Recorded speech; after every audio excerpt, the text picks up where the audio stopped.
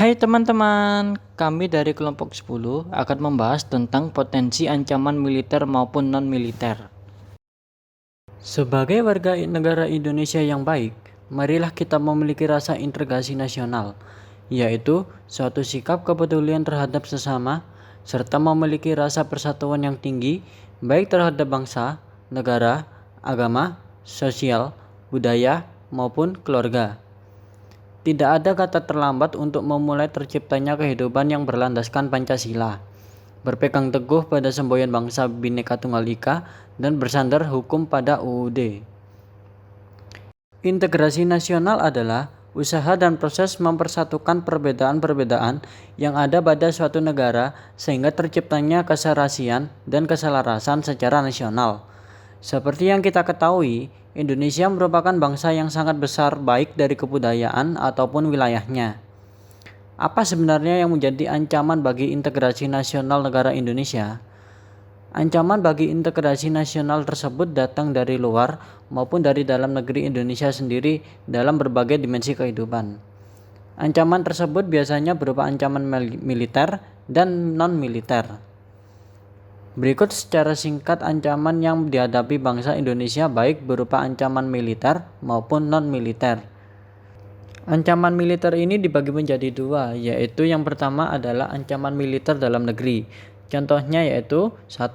Disintegrasi bangsa melalui macam-macam gerakan separatis berdasarkan sebuah sentimen kesukuan atau pemberontakan akibat ketidakpuasan daerah terhadap kebijakan pemerintahan pusat. Yang kedua yaitu keresahan sosial akibat ketimpangan kebijakan ekonomi dan pelanggaran hak asasi manusia yang pada gilirannya dapat mengakibatkan suatu kerusuhan massal.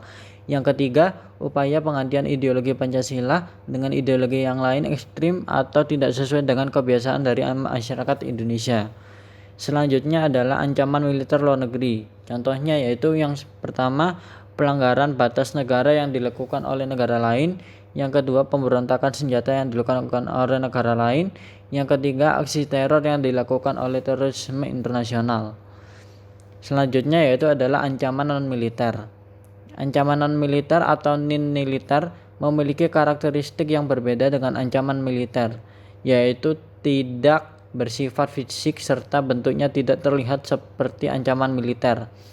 Ancaman non-militer berbentuk ancaman terhadap ideologi, politik, ekonomi, sosial budaya, penanahan, dan keamanan. Berikut ini adalah beberapa contoh ancaman yang berbentuk non-militer.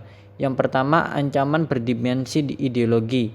Sistem politik internasional mengalami perubahan semenjak Uni Soviet runtuh, sehingga paham komunis tidak populer lagi, akan tetapi potensi ancaman berbasis ideologi masih tetap diperhitungkan. Yang kedua, ancaman berdimensi politik. Politik merupakan instrumen utama dalam menggerakkan perang. Hal ini membuktikan jika ancaman politik bisa menumbangkan suatu rezim pemerintahan, bahkan juga bisa menghancurkan suatu negara. Yang ketiga, ancaman berdimensi sosial budaya. Ancaman sosial budaya bisa berupa isu-isu mengenai kemiskinan, kebodohan, keterbelakangan, serta ketidakadilan yang menjadi dasar timbulnya konflik vertikal antara pemerintahan pusat dengan pemerintah daerah, beserta dengan konflik horizontal yakni suku, agama, ras, dan antar golongan atau SARA. Integrasi nasional sangat diperlukan oleh negara Indonesia karena dari integrasi nasional dapat mempersatukan perbedaan yang ada di Indonesia sehingga tidak adanya konflik perpecahan yang terjadi dikarenakan perbedaan semata. Walaupun Indonesia ini berbeda-beda suku, ras, agama, dan budaya, tetapi tetap Indonesia adalah negara yang satu mempunyai satu tujuan untuk memakmurkan negara Indonesia.